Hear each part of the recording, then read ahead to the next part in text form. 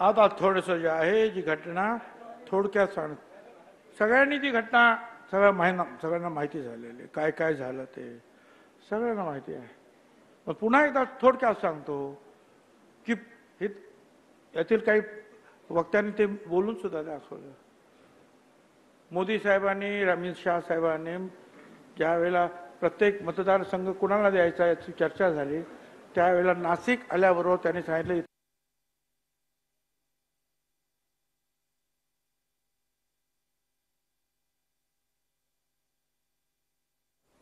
तर त्यांनी आमचा इथे सिटिंग कॅन्डिडेट आहे शिंदे साहेब म्हणाले. तर त्यांनी सांगितलं की नाही त्यांना माझ्याकडे पाठवून द्या, मी त्यांना समजवतो. त्याच्यानंतर सगळे गप्प बसले. होळीच्या दिवशी मी आणि समीर नाशिकला यायला निघालो. अर्ध्या वाट्यातून प्रफुल्लभाई पटेल, तटकरे आणि अजितदादा यांचा निरोप ताबडतोब अजितदादांच्या घरी या म्हणजे देवगिरीला. आम्ही गेलो. म्हटलं काय झालं बा अचानक तेवढं. म्हणजे असं असं झालं. रात्री 3 वाजेपर्यंत मिटिंग होती काय. आम्ही राहिलो उशिरा आणि आता तोपर्यंत 1 वाजला होता काय. तर हा असा असा निरोप आहे. म्हटलं काय, मी तर तिकीट मागितलं नाही, त्या उन्हातानात कुठेच होतात मतं मागायला. पण नाही म्हणजे तुम्हालाच उभं राहा. म्हटलं समीर भाऊला उभं राहा. नाही तुम्हालाच उभं. त्यांनी सांगितलं आम्ही काय करणार. मग म्हटलं 24 तास द्या, उद्या येतो. दुसऱ्या दिवशी गेलो. म्हटलं बाबा मला नको तुम्ही. ते म्हणे अजिबात की काही चालणार नाही, तुम्हालाच उभं राहावं लागेल आणि तुम्हाला उभं राहायचं नसेल तर तुम्ही दिल्लीला जाऊन सांगा. म्हटलं बा ठीक आहे, राहतो उभा. आलो नाशिकमध्ये. सगळ्याच समाजाशी, सगळ्याच धर्माशी, सगळ्याच घटकांशी चांगले संबंध आपले. प्रचंड कामाचं हे जे काय उभं केलेलं आहे आपण या नाशिकमध्ये, अगदी रस्ते असेल, फ्लायओव्हर असेल, एअरपोर्ट असेल, कुणीकडे ट्रॉली असेल किंवा आणखीन बोट क्लब असेल, काही काही असेल ते सगळं. आता पुन्हा एकदा नाशिकमध्ये जे आहे डेव्हलपमेंट आम्ही करणार.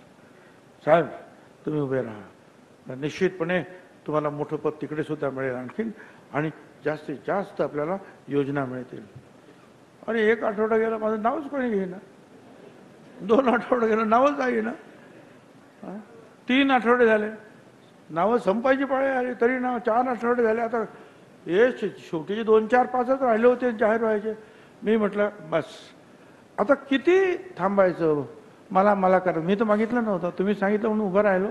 उभं राहण्याची तयारी केली आणि वाट बघतोय. मी काही सहन करणार नाही. मी स्वतःहून जाहीर केलं की मी उभं राहत नाही. पण त्यावेळेला त्या दिवशी कोणीही काही सांगितलं नाही मला की नाही नाही भुजबळ साहेब तुम्हीच उभे राहणार आहात. नाही बोलले. 10 दिवसांनी मग बोलायला लागले.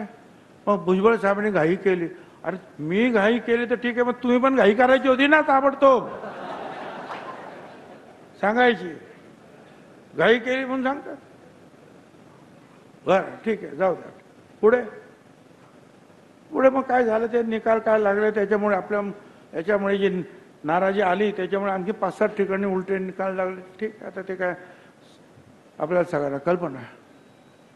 राज्यसभा आली तर मला सांगण्यात आलं की बा सुनीत्रा ताई जी आहेत त्या पडल्या, पण त्यामुळे जे आपल्याला विचार करावा लागेल. म्हटलं ठीक आहे, आता मी काय बोलणार. ठीक आहे जाऊ दे. दुसरी आणखीन एक राज्यसभा आली. ती राज्यसभा होती सातारची जागा आम्हाला मिळाली, परंतु ती बीजेपीला पाहिजे होती उदयनराजेसाठी. बीजेपीने सांगितलं की तुम्हाला आम्ही एक राज्यसभा देतो, ती जागा आम्हाला द्या. त्या जागेवर लढण्यासाठी नितीन पाटील म्हणून प्रयत्नशील होते. मकरंद पाटील आमदार त्यांचे भाऊ. ठीक आहे. तर आमच्या अजितदादांनी वगैरे सगळं मान्य केलं आणि सांगितलं की बा नितीन पाटील तुम्ही जरा माघार घ्यायला पाहिजे, आता मी तुम्हाला खासदार करेन. आणि परत त्याचं नाव आलं खासदार. अरे पण म्हटलं तुम्ही विचारायला पाहिजे ना आम्हाला सगळ्यांना. हे असं सांगण्याची एक खासदारासारखी पोस्ट देत असताना काही चर्चा तर करायला पाहिजे. अशा भाषणामधून मग मला सुद्धा तुम्हीच सांगितलं होतं ना आणि मी सुद्धा तयारी करत होतो ना. मग जो न्याय त्याला दिला तो न्याय मला का नाही देत.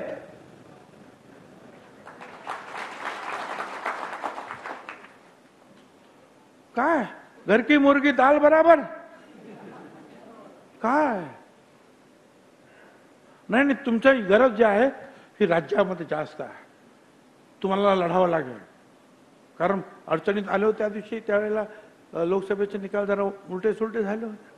आपल्या पक्षाला पुढे न्यायचं असेल तर तुमचा चेहरा पाहिजे आम्हाला निवडणुकीमध्ये. म्हटलं ठीक आहे बाबा, राहिलो उभा.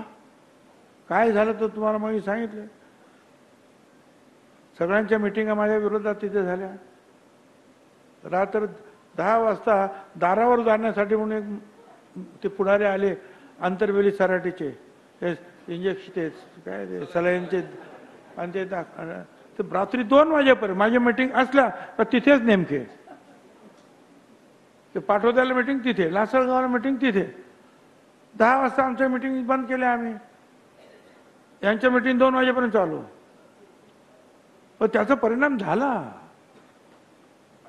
मतदान कमी झालं, पण आमचे लोक हिमतीनं लढले.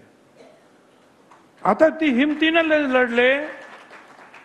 आता मला सांगतात ते, कारण मकरंद पाटलांना मंत्री करायचं जे त्यांनी केलं, तर मग त्याच्यासाठी सांगितलं की आता त्याच्या भावाला आम्ही राजीनामा द्यायला सांगतो खासदारकीचा, तो खाली येईल. मकरंद पाटलाला मंत्री करायचं, केलं मंत्री त्यांनी. त्या जागेवर तुम्ही जा. अरे म्हटलं कसं काय? अरे ते म्हणजे तुम्हाला जायचं होतं ना? जायचं होतं मग, पण आता काय वेळ काय काय, आणि मला पाठवायचं होतं तर निवडणुकीला उगाच करायचं नव्हतं ना, शांततेने निवडणूक झाली असती ना. मग मला तर तुम्ही आता निवडणुकीला उभं केलं, आणि त्या लोकांनी जीवाचं रान करून माझ्यासाठी जे लोक लढले ते डोकी फोडून घेतील ना. काय सांगू मी त्यांना? कारण राज्यसभेवर तुम्ही मला पाठवणार तर इथे मला ताबडतोब राजीनामा द्यावा लागेल. दोन्ही ठिकाणी राहता येत नाही. पण तुम्ही राजीनामा तिथे द्यायचा, राज्यसभेवर जायचं, त्या लोकांनी माझ्या काय म्हणायचं?